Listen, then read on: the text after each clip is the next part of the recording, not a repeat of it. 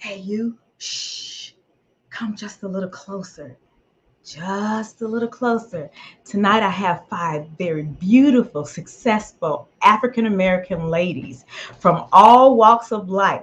But they have one thing in common. They all went to Hampton University, a famous HBCU. They will share everything from triumphs, trials, and balancing it all. Tonight, I want you to sit back and hold your seats as you talk to five very beautiful ladies from all walks of life. Right now on the screen, you have four as I introduce them, and one will join us later. All right, just got to get rid of the heat, guys. All right, my first guest is, I hope she's here, Dr. Kimberly Laws Scurry. Now, this young lady is very special because she is my sister-in-law. Yay! Dr. Kimberly Law Scurry is a board certified family medicine physician specializing in occupational health and urgent care with a special interest in health, preventive health care, born and raised in Philadelphia, Pennsylvania. She is the youngest of three children. She is a graduate of Hampton University with and Georgetown. I'm sorry, I can't read my own. Georgetown University School of Medicine, where she received her medical degree. Go Pirates and Warriors. She is an active member of both alumni societies. In her spare time, Dr. Kimberly Law Scurry enjoyed traveling with her family, beating her daughter in multiple 5K races, and encouraging more young women to enter the great field of medicine. Thank you, Dr. Kimberly Laws Scurry. Welcome to the show. Thank you for the great introduction. Yes, guys, we have the same last name. Wow. Well, I have to go on to my next one. I have to let her introduce herself. I was late getting her bio, but I think she can do this without me. I am going to welcome Kim Nickerson. And Kim, I want you to tell us everything about you. Hi, Tasha. My name is Kim Nickerson. I am a native of Cleveland, Ohio, and I am an architectural designer. I do residential design. I went to Hampton University where I met all of my best friends and ended up graduating actually from the University of Texas at Arlington. But Hampton is definitely my favorite HBCU. It is my school that I consider to be my alma mater. I have done architecture for 25 years. I specialize in residential design, and then I also do a lot of projects for people who are looking to renovate and modify their home through renovations and additions. I am married. I've been married to my husband, who is also an architect for 21 years. Wow. And we have two sons, Drew and Ari. And in my spare time, I enjoy walking, doing spinning. I love spinning classes and just relaxing and cooking. So that's a little bit about me. No, I love your bio, but no spinning for me. No, thank you. All right, my next guest is Tracy Thompson Lloyd. She is a federal government contractor in information technology for Health and Human Services Agency Centers for Medicare and Medicaid Services. A native of Cleveland, Ohio, where she grew up in the neighborhoods of Collinwood, East Cleveland, and Cleveland Heights. Ms. Lloyd was raised loving Ohio teams sports, especially the Cleveland Browns, the Cleveland Cavaliers, and the Ohio State University basketball and football teams. Within her blended families, she has one older brother and four younger sisters. Ms. Lloyd earned her Bachelor's of Science degree in Computer Sciences at Hampton University in 1993, and she has been working in the IT field ever since, ever since, concentrated mainly in the telecommunications and healthcare industries. Miss Lloyd is a super mom of two young men, Matthew and Tristan. Love the names. They are her highest achievements. Aw. Initiated in 2007 as a member of the Greater Cleveland Alumni chapter of Delta Sigma Theta Sororities Incorporated, and now as a current Howard County MD resident. Tracy is very actively involved in the Columbia MD um, alumni chapter and surrounding community. She enjoys traveling, soul line dancing, singing karaoke, and returning annually to her home by the sea, Hampton University. Woohoo! Let's welcome Miss Tracy. All right, beautiful ladies. All right, we have one more to go, and then we're going to start this show. All right, we have Miss Katrina Campbell. Katrina Campbell serves as Chief Ethics and Compliance Officer of Relief International, a global humanitarian aid organization. Immediately before joining RI, Katrina was an assistant professor at Rutgers Business School in New Jersey, where she continues to teach part time. And she owned an ethics and compliance consulting business. Prior to that, Katrina was the ethics advisor for the United Nations Population Fund and an ethics officer for the United Nations. Katrina holds a BA in Mass Media Arts from Hampton University and a JD from Howard Law School. She volunteers on the board of directors at the United States Tennis Association Eastern Section. She is celebrating her 25th year in Delta Sigma Theta Sorority Incorporated. Katrina is a mom to a graduating senior at Hampton University, Grace, and a seventh grade boy, Miles. Let's welcome Katrina, everyone. Hi, everybody. Thank you for that. I just have to say, since we're talking about HBCUs, I did not go to Howard Law School. I went to Harvard Law School. Sorry, Howard. Guys, so sorry. Harvard. That was a slip of the tongue because guys, all y'all went to Hampton, but you know where I thought you were going to break through the screen, Trina, when she said that. Harvard, guys. Harvard, not Howard. Harvard. She went to Harvard. It was all love. It's a lot of love for Howard and Harvard, okay? Oh, that's right. Hey, Trina was at Harvard. Harvard, all right? More love for Harvard. Ladies, listen, y'all know where I went to. I went to that orange and green hill, okay? All right. Hey. But it's okay. We're here to talk about Hampton. We're here to talk about your success. Yes, you have in common Hampton University, but each one of you brings something different to the table. You also bring success. It is Black History Month, and that's not why I ask you on here. I ask you on here because you are 4 or 5 very successful ladies, and I want, like Kim Law Scurry said, we need to talk to our younger group. And sometimes I am an educator. I think we are losing them because everybody today, even today in my office, I heard, what do you want to be when you grow up? I don't know. I want to make money on the internet. Doing what? Do you have a business plan? Who's going to talk to you with a high school diploma? Do you know what you want to do on the internet? No, but people are making money. I said, how about Google that and see if that is actually real? Because a lot of that stuff is fake and you guys fall for it.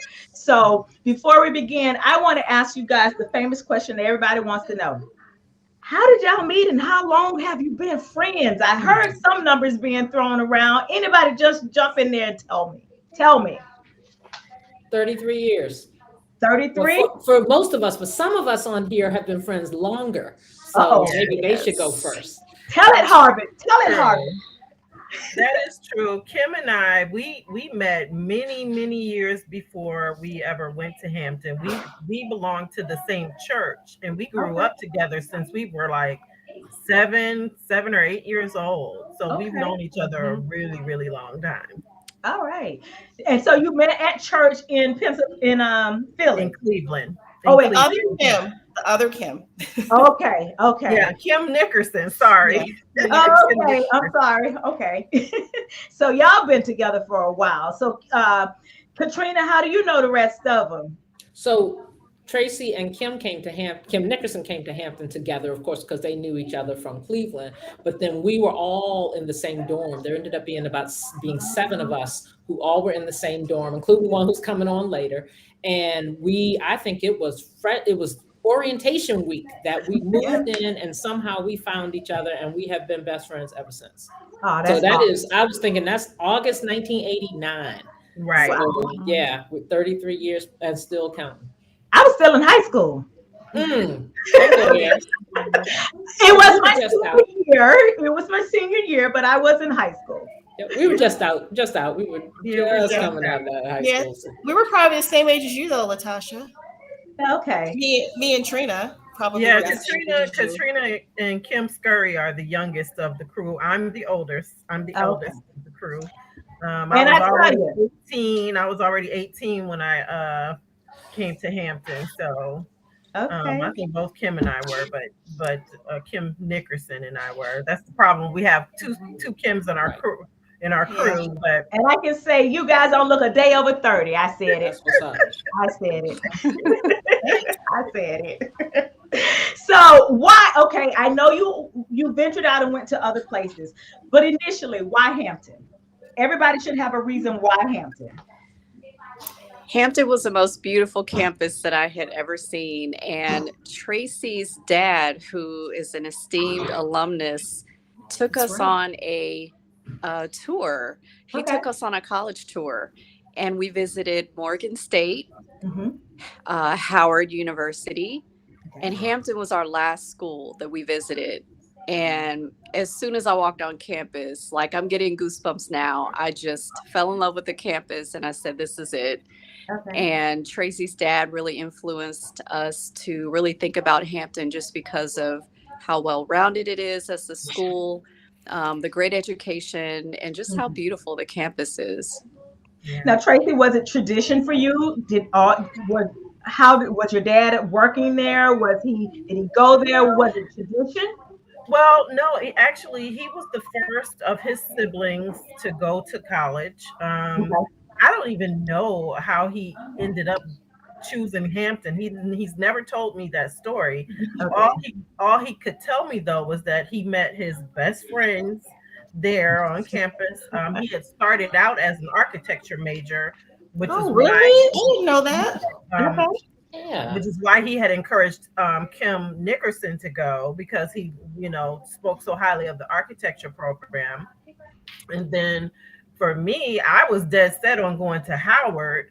And as Kim said, as we toured the college campuses and we got to Hampton, I fell in love. And so my dad is a class of 1970 from Hampton.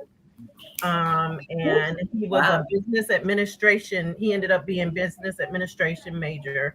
And he just spoke so highly of it, so highly of the people.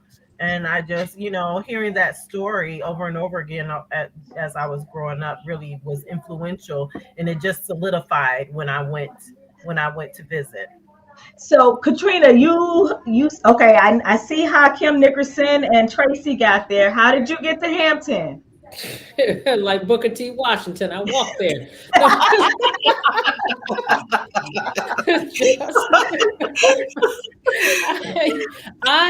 You know what? It was random. It was kind of random for me. I can't even say I was necessarily looking for a Black college and HBCU. I applied to, I think, UVA, North Carolina A&T. I wasn't applying to Howard because I'm from the Maryland, DC area. So I wanted to get away. And I think I gotten some inquiries from some places in Pennsylvania, Bryn Mawr, places like that. So for me, Hampton sent money. I mean, I was trying to decide, and Hampton gave me a full tuition scholarship for freshman year. And that was, $5,450, if y'all can remember that. Don't you wish those days were back, right? And that sealed the deal for me. So it was really a money thing. And I was thinking about how random some decisions can be that really do change your life. That was definitely one for me because easily it could have been somewhere else. All right, Miss Curry, how did Well, you get to That's funny that Trina said it was kind of random for me too. I actually never visited the campus before I went there. Like, Oh, I never set foot on the campus. I applied to like UVA and I applied to Howard. You know, everybody applied to Howard and some other like schools. And I actually was going to go to like a small like liberal arts college in Pennsylvania because they were offering money. But one of my mom's good friends was like, "You got into Hampton. You know, they call Hampton the Harvard of HBCUs," and that intrigued me. And I was like, you know, I could go Okay. to the Black Harvard. And so I rolled the dice and ended up down there. And I mean, the rest is history. It really is. It really was random. I had never been to the campus before. Okay. Well, I just wanted to give a pause here to let you know that you guys have some fans, and I've been popping up their comments on the screen as they Wait are a minute, viewing. who's that? Howard is the real Howard is- HBCU. Angela is one of my line sisters, and we talk. Okay. It's all love, rivalry, Okay. rivalry. There are plenty of people here. There's people shouting out Cleveland. There's people talking about Howard. There's all kind of people. Just so I'll just put them up as I talk. I'm a one-woman show. I control the screen, sound, everything. So guys, just bear with me. All right. I tried to get my husband to help, and he won't do it. So we're gonna move right along. All right. So I've heard the reason how you got there, how you became friends. Now, is there any pressure for anybody to make their kids attend? I heard one said they had a graduating senior. I was like, yes, of course. So is there anybody saying, okay, you have to go to Hampton, we're going to create this tradition? No, I know you know, Miss. Well, I mean, I think for people who live out of state, it's not a money thing, really. It is. I mean, Hampton is really expensive now. It wasn't like it was when we went there. And so I really just wanted my kids to go to HBCUs. You know, if it had been Hampton that gave like that money, yeah, she would have went to Hampton. But I was just happy to continue the tradition of going to HBCU. So I was pleased with that. Awesome. My son wanted to go to Hampton, but they didn't have his major. So that was the only reason why he didn't go to Hampton, is because they didn't have a specific type of engineering. But he loved Hampton when he visited for homecoming. So it's an almost, but I have one more. So I'm going to try hard to get him to go to Hampton. He's going to break all the hearts in Hampton if oh my goodness, if Ari ends up there, that's going to be. I'm crossing my fingers. I'm crossing my fingers for my youngest son. My oldest son decided not to go to school, but fingers crossed my youngest son, Tristan, will decide to go. I've been trying to entice him because he likes music and he wants to study music production and that type of thing. Okay. Trying to entice him with the marching band and the what is it, mass media major, but we'll see. And I'm happy to say, yes, I have my daughter is a graduating senior this year. She'll be the class of 2023. And you know, at Hampton, we had class names. So I've never heard this at other schools, but we have, in addition to, you aren't just the freshman class. We are Onyx 2, the class of 1993. And my daughter is Onyx 12. And so it's kind of awesome. It's Onyx 12. So they carry the senior year class gives the freshman year class their name if they can. And but my friend is class of 1980, and he was telling me that they named themselves Ubiquity after the Roy Ayers album that was popular that year. And I have not yet seen Ubiquity 10. Yeah, that's your real generation right there, though, right? That's right, dude. Yeah. What's your people right there? Oh my goodness, that's funny. Now, normally when you go to college and you go to college together, you kind of major in the same thing, you talk yourself in, but you guys are all over the place. So anybody have any role models that help them to get to where they're going? Who's your role model? Tracy, was it your dad? People are missing off of here. Well, for me, I was the only one that studied in information technology, and it was really a burgeoning industry. I It mean, was. the internet wasn't even born yet, you know, it was mostly research, you know, the personal computers were just, you know, Yep. becoming a thing. Yes. So um, I'm really kind of a pioneer. She Yes, really Wouldn't say you I'm a is. are. pioneer in my field, but Yeah, you but know, you've been there for a while, so you've seen yeah, things change over the years. I mean, many things. drastic changes over the years in information technology and 'Cause computers and all of that MySpace stuff. came in and went just like this. MySpace. Yeah. Yeah, Okay. And yeah, You guys know we about just MySpace? Okay. we just yeah, remember yeah. Tracy being like in the lab, like in the Tracy and Kim Nickerson. They were like Kim was in the architecture building, which was all the way on the other end of campus, and Tracy was like in the computer lab. And I don't think I really knew what that meant at the time. It was just like she's gone, she's down Well, there in the building. also in a lab. Yeah, Right. Hello. but we It's knew a what you different were type doing. of You lab. were dissecting frogs or Ew. animals or Oh, some something. other stuff. We But understood that. Latasha, Yes. we have two friends who were both biology majors too that couldn't join us tonight, Okay. and one's a Okay. dentist and one's a physician like I am. So, Okay. and Erica was a mass media major like Katrina is, and she's also an attorney. Okay. So some Okay. of us do have some connection through our majors. Okay, cool, cool. So anybody, I mean, most time people say, "Oh, my mom, my dad, nobody have those as their." I'm not saying yes, they're your role models, but your figure to go into college. I mean, my dad was for me. I mean, he spoke like there was no question of, well, basically, you had three choices. You were, once you graduated high school, either you were going to go away to college, Mhm. you were either going to get a job and start contributing money to the household, or you were going to go to the military. And since for me, those two other options weren't really an option for me, I said, I guess I'm going to school. So might as well figure out which one that's going to be.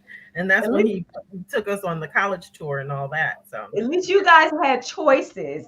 I didn't want to go to college, but my dad told me you had three choices, young lady, because I applied to Spelman, I applied to Clark. I didn't want to go anywhere near Tallahassee because that's where I'm from. And my dad said you have three choices. You're going to go to Florida A&M University, you're going to go to FAMU, or you're going to go to FAM. Now, which one you want? So I said, okay, I'll take the first choice. So it doesn't matter. Whatever. Door number one, Daddy. Well, I mean, I think that you know, my mother actually graduated from college after me, interestingly Oh, enough. great. So you were But the role model. well, I wouldn't say I was the role model. I just had the opportunity to do it before she did. Like it was Yeah. very much behind me, but she did instill a sense of discipline and adventurousness because I went from Philadelphia to Virginia without knowing a soul there Right. and was not afraid to do it. And that's something I think, you know, when you're looking at role models and mentors, people have to instill a sense of adventure in you as well as a sense of Yep. discipline and hard work Yep. and stuff too. So yeah. Because you know what, that's important because a lot of kids go to college their first year, never have left their area, and they fail. Just because, not because they're not disciplined enough to handle the curriculum, they can't handle everything else. And that's what we Yeah. need to be careful about when we're talking to our children about them going to college. Can you handle this? And a lot of that is not. I know from my parents, it was never talked about. It was always you are going to college and you just better graduate. And that was it. There was no communication in between. They didn't ask us what major we were in. You just better go to college. And oddly enough, my mom, my dad, and my brothers and I all graduated from FAM. Wow. So That's good. for me, it was tradition that was forced on me. Mhm. well, you seem to Yeah. turn out My okay. grandfather, Yeah. my role model was probably my grandfather Oh, on my great. dad's side, my paternal grandfather. I'm so thankful to have this, but I'm actually third generation college graduate. My That's awesome. grandparents went to Wilberforce University. My Mm. grandmother my grandmother's parents both worked at Wilberforce University on the staff. So they definitely encouraged me to go to an HBCU. And Awesome. my grandfather went to World War II, got injured, and came back and finished his degree. So that tenacity that you're talking about and about sticking with it, even though things could be tough, he definitely made me realize how important it was to just stick to it and get it done. So he Wow. was definitely my role model. Right. Awesome. Awesome, ladies. I love this. So now, looking at your career, and you're being ladies in a leadership role, most of you. Mm. Do you have that leadership role in your job? Are you afforded that opportunity in your jobs to have a leadership role or Well, have had one? I mean, I do. I think all of us in many ways do. And it's interesting because one of the things I think HBCUs do is they give you, they create opportunities, and you can create opportunities to try out leadership roles, through all of the student clubs and associations and groups, sororities, fraternities. For me, it was the newspaper. Now, I mean, I can speak for myself.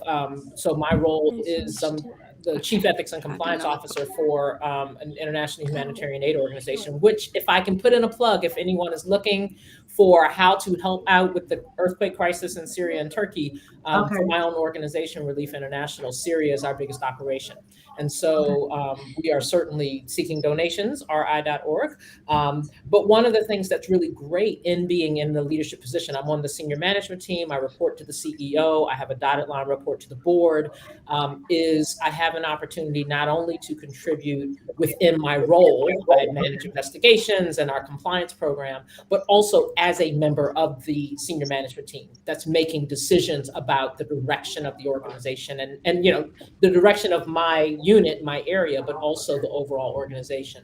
And it is a thrill. I mean, it's a wonderful, wonderful learning experience and opportunity. And again, I mean, I think about my work at Hampton on the newspaper, and we did all, learning to balance work and play, learning to be emotionally intelligent, and outside of the home, but still within that protective environment, absolutely helped to prepare me. I think sorority life also. I didn't pledge undergrad, I pledged as a grad member, but again, just that opportunity Yeah. to, be amongst others and help make decisions and lead committees and all that absolutely prepared me for who I am today. And but who else prepared me? I mean, is these ladies and their leadership, right? When you call up somebody and you have a life altering issue, and Yeah. they're like, "Yep, let's get on a call and talk about it." That helps you to be in that position to do that in your own organization. So Absolutely. it's thrilling for me. I can't speak enough about the HBCU life that led me to where I am.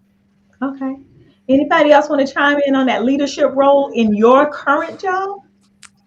Well, as a lot of people have said to me before, one of the top things that people say to me when I tell them that I'm in architecture and that I'm an architectural designer is, I have never met an architect, a Black architect before, or Wow. definitely not a Black female architect. Female.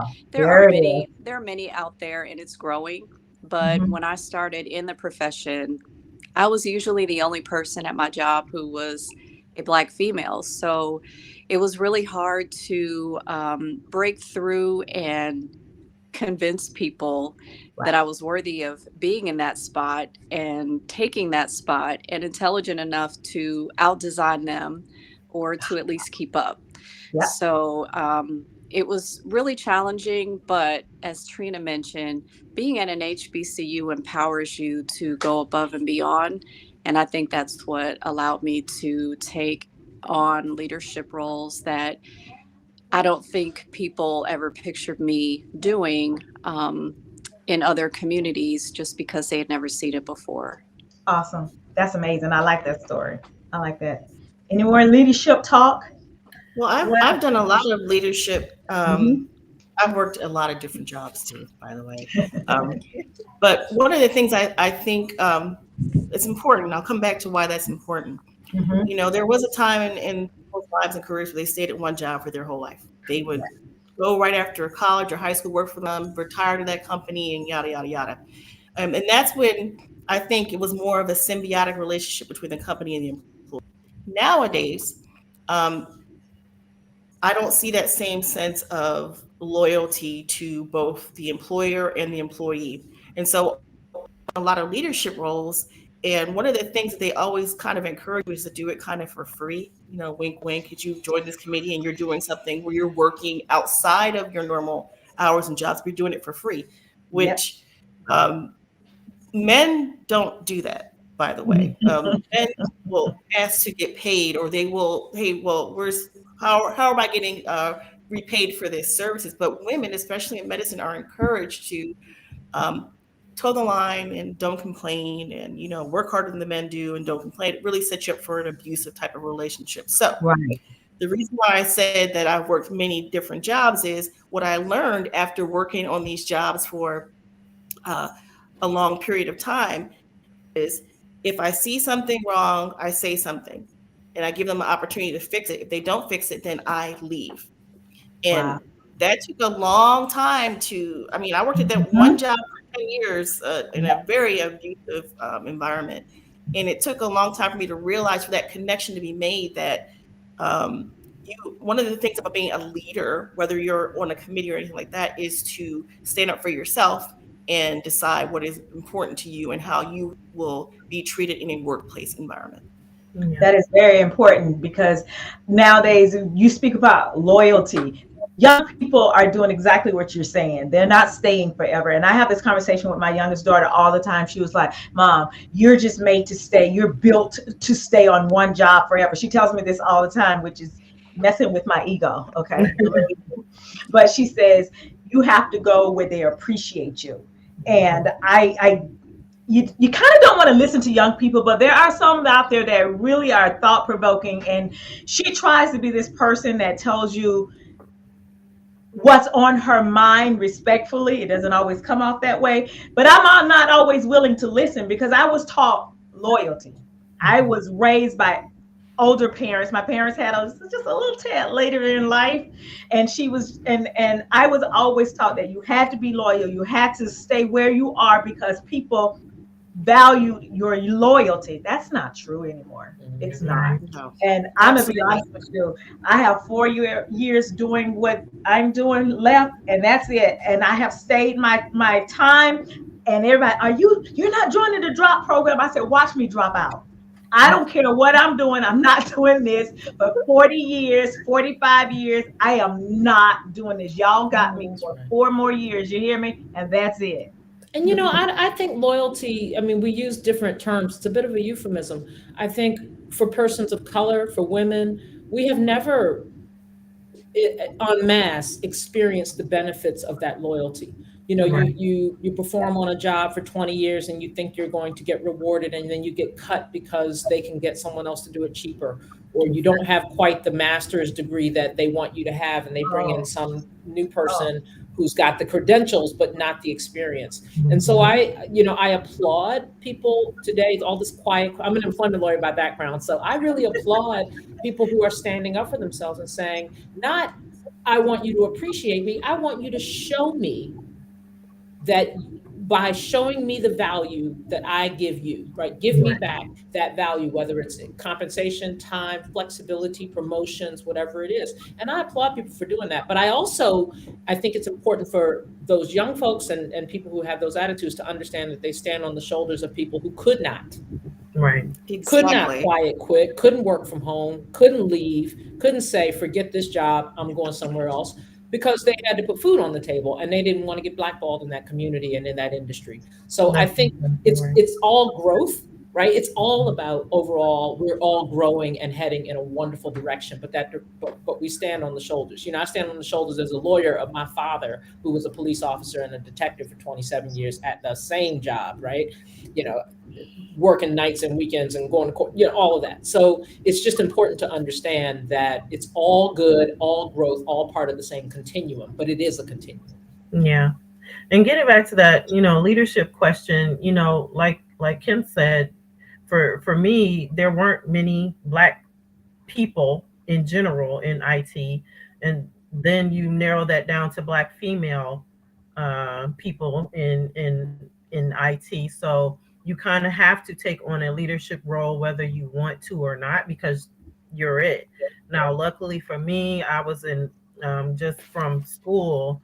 Um, where I grew up in Cleveland, I was always in a class by myself, basically one Yeah. of two Black people within Mhm. a classroom, because it was, honors classes and stuff like that. But you kind of have to take on the role because you're kind of like the representative of us all. You have to represent who you are, who your people are, basically, by virtue of your work ethic and your discipline to get the job done. And so, like, even now I'm in a leadership role without the title per se. I mean, I'm Right. senior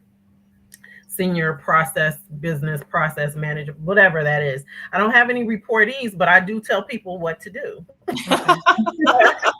I'm And she sure you do it does. very well. Because if because a lot of times, especially within a system, you Yeah. have that relationship, that push and pull. You're dependent on somebody for something, to get done. So you have to learn how to you know learn how to make your feelings known, your intentions known, and what you intend for others to do to make this work as a business, and make your project or bring your projects to fruition, which is what I do most of the time. So Katrina, I mean, everybody's absolutely right. But I think by virtue of the fact that um, for us, you kind of like thrown into that situation, and you just kind of have to sink or swim, as they say, and we chose to swim. Literally. Listen, I hear what you're saying. Even in 2023, in my field of education, every school I've ever worked at, I am still the only African American female that sit in a room of principals, and I'm sitting going, what is wrong with this picture? What is wrong with this picture? And I tell the young ladies when I go to a school, and I think a lot of times they hire me because they think, oh, you can relate. You can relate to this one. You can talk to this one. But what I tell the kids all the time, I can't relate to you because I didn't grow up that way. I can relate to you as an African American female. So this is what I'm telling you. There's something different outside of your community that you can choose someone to be a role model that's not necessarily in your community. If you listen, then we can get you out of that community, and then you can become a role model for somebody else. They still don't hear it because the internet is giving them a false sense on life. They have missed the struggle that we have had, and they think we have arrived. And I'm not saying we haven't, but what I am saying, we still need to struggle some more to appreciate where we've come from. You got a long way to go, for sure. Yep. And I say it every day. I look, guys, look at your administration. There's only one African American person on your administration and an African American female. So why are you fighting with each other? I don't understand this right now. Tell me to stop. I want you to tell me why you're fighting with each other. And I tell them, do you live in a $6 million house that somebody just robbed? No. Do you have a $40,000 Rolex that somebody just stole? No. Do you have a $350,000 Lamborghini somebody just wrecked? No, then stop it. Everything else doesn't matter. Just stop. Latasha, do you think, and I've had, because I work at the school system now for what I do with occupational health. And what a lot of the teachers and administrators have told me is that with COVID, the kids kind of like devolved, like they like lost their ability to really All of it. articulate disagreements and arguments, or to use their words, just like immediately just start throwing hands. And They you can't found talk that it. since COVID happened, that had students. No tolerance for anybody, for mom. That's where we see it the most. It's not even us. The anguish they feel is towards their parents, because you are now locked in the house with your parents for a year, and you didn't have that. You only saw them on weekends, and now you were with them 7 days a week, and you're like, who is this person? Why are they always in my business? Wait, you're mad at the parents? Yes, they are like, what? Who are these Oh, that's people? funny. Who are they? And the girl was crying in my office today. I'm like, what's wrong? Home. Are you being fed at home? That would be my Yes. first question. Are you still getting food? Right? Are those clothes holy and dirty, or are they clean? That part. See, I think that's the difference too, though, because our parents were our friends. My parents were my friends. They weren't coming to every cheerleading meet, track meets. They was at work. Yeah. And when you Yeah. got home from school, oh, I made the winning shot in the game. Good for you. Sit down and eat dinner. Right.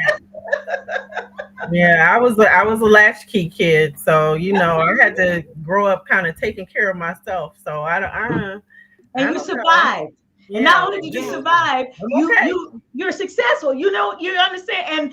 But here's what I tell the kids all the time, and I want you to do this as a test too. Um, I told my mom used to tell us her idea of what success was. See, most people say that their idea of success is the kids have to have this big job. I had a parent sit there in a meeting and told us that her child was going to the NFL and he was her meal ticket. So you better not suspend him. I don't want him suspended. I don't want all this on his record because that's my meal ticket right there. So my mom used to say to us, here's my 3 criteria for you being successful. You're not in and out of jail. You're not on drugs. And you are not calling me all the time for money. So live within your means because I ain't doing it. Okay. And so from there, she had 4 or 5 successful kids. Nowadays, parents literally tell their kids, you better go to the NFL. You better go to the NBA. You better go to the NHL. That's their dream for their kids because they didn't make it. Hmm. And so we have to tell our kids what we think success is to us so that they're not living outside of our world for them. Right. So we can do that tonight, I've always ladies. told my children, I've always told my boys that my job as their mom is to make sure that they grow up to be uh, uh, self-sufficient, law-abiding members, contributing members of society. And And that that's to me is success is that I've raised them to be kind, I've raised them to be self-sufficient, with some Mhm. common sense, not only intelligence, book smarts, but street smarts too, Right, and right. common sense. And they treat people well, they treat people how they want to be treated, and that they are able to take care of themselves in order to live the lifestyle that they aspire to. That is not for me to dictate to them what that is. That's something Okay. that they have to decide for But themselves. you did give them parameters. Oh yeah, for sure. You gave them your parameters, and that's all we can ask for. As long as they know what the parameters are from you, that's all we can ask for, In really. our community, that's called what you not gonna do. I Exactly. love it. I I think love it. Tracy made that term up. Here's what you're not gonna do. That's Let me tell you it. what you're not gonna do. But I'm Yeah. gonna tell you, maybe I'm biased, but I think that the Posse kids have turned out so amazing. They Like have, our kids are like, I'm Mhm. so proud of yeah, all of them. Like they every are. And single I I'm one. think what do definitely we biased. counted, Latasha? I think we have 13 or Kids 14. amongst you. 14. I think we have Wow. 14 among us. All right. Something like Yeah. Well, that. Yeah. I need y'all to catch up because I have a grandchild. Yeah, their kids, our kids are Oh, amazing. All of our kids I'm are good. amazing. Not a bad one, not a bad one in the bunch. Okay, good. I'm glad you can say that because I know a few. Okay. And we would tell you if they were bad. So. Okay, And so then getting back to what we're talking about, ladies, how do you build confidence? Not just in your career. How do you build confidence for yourself? that's a good question. I'm gonna throw that one to Trina. Yeah. Like, look, I was like, build confidence. I was born Yeah. confident. Oh, hey, that's even better. And I know people who are not born confident. So Look tell here, us. in another phrase, I get it from my mama. All right. Hey, and I'm gonna say to a person, even for the moms that are not for our other friends, to a person, we all have strong mothers, especially fathers too. But Mhm. I just think about, within our posse, it's like we have posse moms. I mean, Okay. and every one of them, I mean, that's what was so beautiful about Hampton to me was it wasn't just that I got 6 best friends. I got 6 families. Oh, And that's so nice. building confidence My mother, if you meet my mother is today's her anniversary, so I'm so proud of her. She is one of the most fun, confident, enjoyable, intelligent people that I know. I tell everybody, my mama know more about football than anybody I know. Right? She could tell you everything. But you know, Peach is well, Nope, you you know gotta her. talk about So my mom double dutch jumping. How I about was going that? to say that I knew that you were woman going was to do jumping it. double dutch with her freshman year in front of our door. What? You know, Kim Nickerson's mom with that Oprah kitchen, we could go all day on what our mothers have done. I mean, just her mom, just an educator and just an Right. amazing woman who doesn't take anything from anybody for any reason. Right. I mean, Tracy's mom, just the sweetest, kindest, and yet you just know there's this rod of steel right there, right? Just in her backbone. Like Mm, this, and I mean, Gloria, I can't even, Mom Monroe, like there's just so much right. strength and love, we have all these examples. Wendy's mom, it's just all these examples of strength and love combined, and to a person those moms embraced every one of us. And I shouldn't just say moms, the dads too, but all our parents are asking about each other. We'd be on Marco Polo on our little chats, and it's like, Mom, say hi to the posse. Hey, posse, how y'all doing? So you get that. We've had that support for 33 Right. years. Right. And Yeah. that there's nothing like confidence building when you know that even in your failure, even in your sickness, even in your difficulty, even when that job is not the job for you, that your posse's moms, not just your mom, your posse's moms are like, you good girl, we got you. We love Right. you. You keep going. You keep doing it. And that sounds What like the else is there? communities that we used to know. Nowadays, you don't even know your neighbor. You're afraid to say something to them, and I think we miss that because I know in my community, you better be in the house before the light comes on. And the next door neighbor used to sit on the porch and report to all the moms that came home who did what. Margaret, that boy beat up little mama today. That was my brother beating me up, and Jeanette, all them kids was in your house, and we told them not to be. You told them not to be in your house, so she reported to everybody as the parents came home. You had the neighborhood watch. Now we don't know each other, Yeah. and the kids are lost because you say something to them. You ain't my mama. You're right. Yeah, I am. Yeah, I am. You're Today I right. am right here. You're right. I am not your mother. So No now good for that. everybody has this is your career. This is everything on your plate. How do you balance all of this? How you balance? I think that's a Kim Nickerson question in the car. Nickerson, they Yeah. talking to you. Right. Yeah, well, I think, inherently balance is just about maintaining things and everything being level. But we can have balance, but we have to understand that balance is not always constant. And to try to keep it constant is something that really stresses us out. So we shouldn't Right, even try. right. It's an ebb and flow of things being balanced one day and then the next day, not at all. So through all of that, it's about just maintaining the fact that we are doing the best we can and not to put too much pressure on ourselves because we are doing everything we can and that our families are benefiting from it and we shouldn't be so hard on ourselves. We need to give each other grace. Oh, that's sweet. I like that. She said, "Don't be hard on ourselves. We need to give each other grace." I like that. Anybody else have anything that they're passionate about, and then there's the job, and you're just like, "What do I do? What do I do? How do I maintain my passions with my job and the children and the husband? Because sometimes that can be a child too, or a job." I mean, I am very blessed in that I am an empty nester, so I don't have to do all the balancing with the kids not being here and stuff. I mean, although they still need things, I think it's a lot easier. That's one thing that you can take away from your list of duties and jobs and stuff.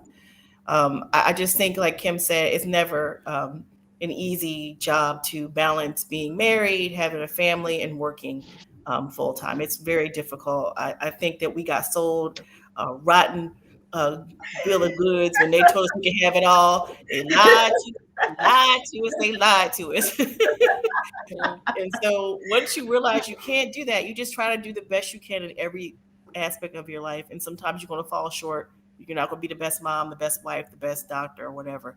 And you have to give yourself grace and allow yourself to be like, you know what, I did the best I could today. All right. Yeah. So somebody on this phone, on this call, is the best doctor. We're just going to go there because we put all our lives in her hands. And Yeah. I'm not going for that. Yeah. You can't be the best doctor, but she could say it if she want to. You know, Kim also you always say, Kim Laws Scurry, work hard, play hard. And I think it's interesting. We all have different ways of achieving that balance. I think of Kim Nickerson as being so spiritually focused and guided and so family focused and guided. And, you know, Tracy has 9,000 activities. Tracy is on 12 committees in Delaware. She got 5 line dance groups. She got 4 jobs. But it all balances out somehow. I don't know, because every time I talk to her, she in the Bahamas. Where you going next? Like, you know. Yeah. On a plane. She makes sure to incorporate into her life those things that she loves and enjoys, and she's going to travel because that's what she enjoys. You know, Kim and her husband, you know, Gerard, they going places. They're enjoying their life, even as they come back and have to grind out and work hard.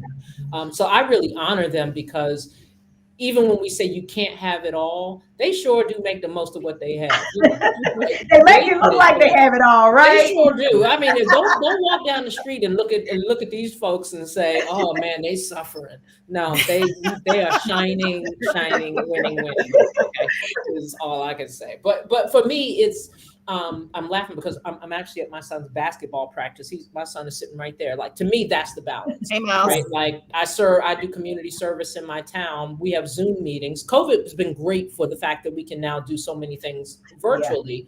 Yeah. You know, so I'm coming to take him to basketball, but I'm also going to have this discussion with you all live. And then I'm going to go home tonight and do some work. I'm also going to have some, wine, cheese, and watch some tennis. And like, for me, it's integrating all these things into each other, but that's not for everybody, right? Some people have to say, I do this and then I put it down. I do this and I put it down. So what I love is that we find our own way. What did you say, Tracy? I'm sorry. The thing that Katrina does very well is she makes a great charcuterie board. All right. I know what that is. I know I will do a cheese board in a minute. I'm working that charcuterie board be good. That charcuterie board. I know what that is. But that's a good segue. And I don't want anybody backing out. What do you do to stay grounded? Go, Kim Laws Scurry. What do I do to stay grounded? I pray a lot and I meditate a lot. Okay. And I try to exercise a lot. I mean, you can't tell right now, but I do try to exercise a lot. Those are times when I can slow down and focus on what my wants and needs are. When I pray, when I meditate, when I exercise, those are like solo activities. It's really how I keep myself grounded and keep my eyes on the prize. All right, I like that. All right, Miss Tracy. I also pray, and I dance. Dancing grounds me. Music in general grounds me. You know, I feel like it's a definite spiritual connection to God, to whoever you believe your higher power is, and it doesn't even have to be like gospel music. That's the vehicle.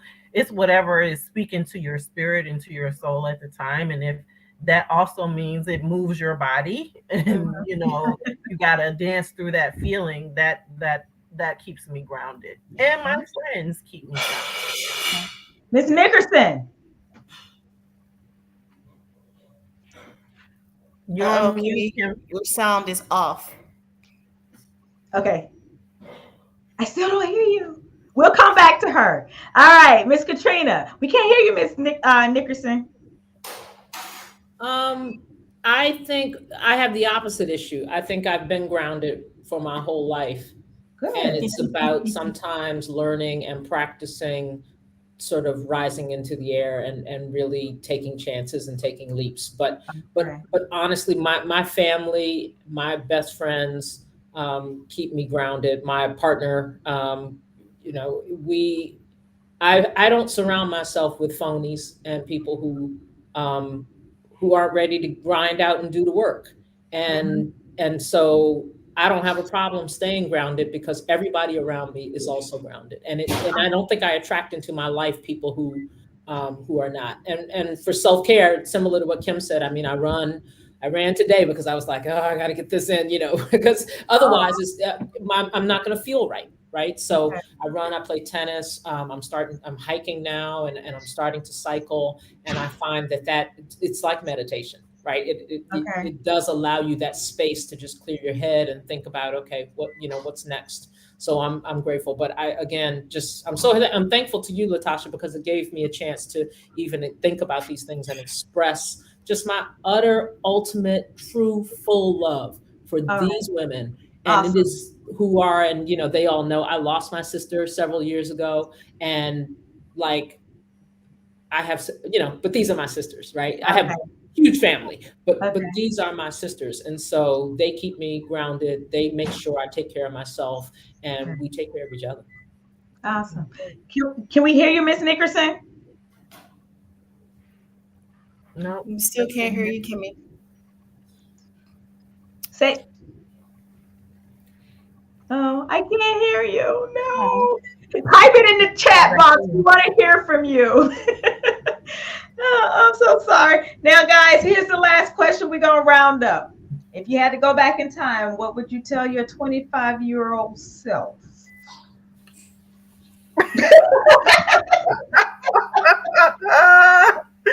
Ooh, okay. I thought about this a little bit earlier.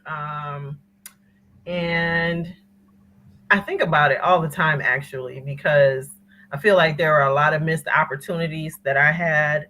But I would tell my 25-year-old self to be a little bit more selfish. I would tell myself to do everything that I even thought about maybe wanting to do for myself. Because once I got married, I'm divorced now, but once I got married and started having kids and stuff, life becomes, for a woman in general, life becomes more about your family, more about your husband and your kids, especially, when the children are small and they're more needy, and you just kind of push yourself to the side. And so I would tell my 25-year-old self, because I got engaged when I was 25, I would say, put that off a little bit. You got time, just do whatever it is that you feel like you want to do, whether it would be travel more or finish. Like I would have finished I would have gotten a master's. I didn't do that. I tried to do it later, and trying to balance the kids and family life and working at the same time. I was just like, it just didn't quite work for me. But I would tell myself to be a little bit more selfish. And do what I want to do. Awesome. Miss Scurry, 25-year-old self. At first I was going to just say, don't stop, get it. But I already thought that at 25, so I'd have to retell myself that. But I think I would probably say a couple of things: that you're good enough. Doesn't matter what you do, who you love, what relationship you're in, how much schooling you have, how thin you are, you're good enough. And then I will also tell me to maybe focus on myself a little bit more spiritually. I wish I had found spirituality a lot younger in my life as opposed to older, that I had a better relationship with God. It's a weird thing to tell your 25-year-old self, but I think looking back 26 years ago, I might have said those things. Right. Especially don't stop, get it part. All right. Can we hear you, Miss Nickerson? Can you guys hear me now? Yay! I don't know if you heard the question, but what would you tell your 25-year-old self? I would definitely say, and Kim's Law Scurry is someone who I call twin. So I would definitely jump on the bandwagon with twin and say, I would tell myself, don't stop, get it. Because being in the industry that I was in, I didn't see anyone that looked like me, but I made myself small too many times to appease people and to make people feel comfortable in my space. So I would just tell myself, walk through that door, girl. Know that you can do everything that everyone else can and hold your head high. That C word that I love to tell my girls at school, confidence. It goes a long way. And how you build confidence is know what you're talking about. If you know what you're talking about, you have all the confidence in the world. It's just like doing your homework. If you don't do your homework and you come in that classroom, you can't be confident. So if you know what you're talking about, that C word comes out to everybody. And as long as you know what you're talking about, hold your head up high and go for it. All right, we are going to bring it home with Miss Katrina. Work harder, play harder. I would have Oh, told myself I did a lot, but I should have said, hey girl, you're not gonna break. Grind it out a little more. Go for those things to I think Kim Nixon's point, like go for those things. Don't shrink, right? Rise and take those challenges up and then reward yourself with the fun and the enjoyment. And I think I didn't do enough of that. I would tell my 25-year-old self, yep, grind it out, but then go and enjoy and celebrate and have fun, because that's how you, again, to your question earlier, get that balance. now I do have to slide one more in there, and it's for Kim Nickerson because there was a question posed that says, my daughter wants to be an architect. What advice would you give a little black 7-year-old girl who wants to be an architect? Oh, I saw that question, Cedric. I'm so excited for your daughter. I would tell you, I would tell her to draw as much as possible. Learn how to sketch really well. And if you can get an AutoCAD system, because everything is digital now, learn AutoCAD. It's pretty easy. She can even start with a program called Tinkercad, which is online. She can use it on her iPad or her laptop and just continue to learn how to draw, watch videos. YouTube is even really good with teaching kids at a young age about what architecture is and the foundations. I would get a few books here and there and just immerse yourself in architecture. Go online and look for different things. And for you, Cedric, as a dad, I would say every time you go to a different city, try to find some buildings that she can learn about so that she can understand different types of architecture, and even in homes, figure out or teach her about different styles of homes, because architecture is everywhere. That's so cool. That Hey is Kim, awesome. would you say? And I'm not an architect. I'm gonna pull a Trina here because Trina is my co-doctor, even though she's not a doctor. Home Depot and places like that have like little like projects kids can do. Like they have little classes. Would you recommend that too for girls or boys who want to be architects? Yeah, definitely. I think they have a lot of programs that teach kids how to put things together, and it gives them confidence in knowing that they can do it. And even if they make a mistake, they can take it apart and put it back together again. That's what I did in school a lot. So That sounds like a lot like Legos for me. Legos. Indeed. yeah, that's a good idea. You're right. I started with Legos. Legos are great. Oh, okay. Well, ladies, I cannot tell you how much I have enjoyed this. You have given me some things to think about in my life too. What would I tell my 25-year-old self? Go just do it, because I think I became very stuffy. I told myself when I got married, all the nonsense stops. And I stopped cold turkey.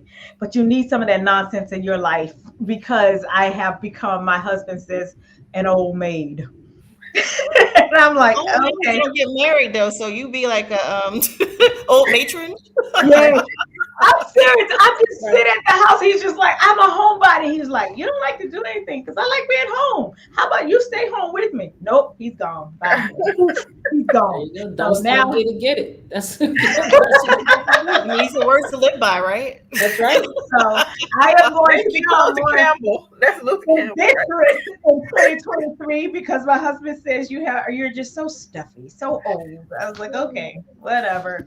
So there we go. I said, well, how about date me some more, and then I won't be so old and stuffy. This night's Saturday, and it's not going to a restaurant because I'm fat enough. Okay, thank you. So, ladies, I really have enjoyed my Hampton crew. I'm so excited. I think young ladies all across the country needs to see this. If you have somebody who's just young, because one, there's friendship here. Two, there's education here. There's knowledge. There's all walks of life. And if nothing else you take away from this, you tell little girls you are enough. You are enough. And Girls are surround powerful. yourself with good Indeed. people. It's Yes. good people. It's your friends, as we Yes. were It's your told. friends. Conjure it every day.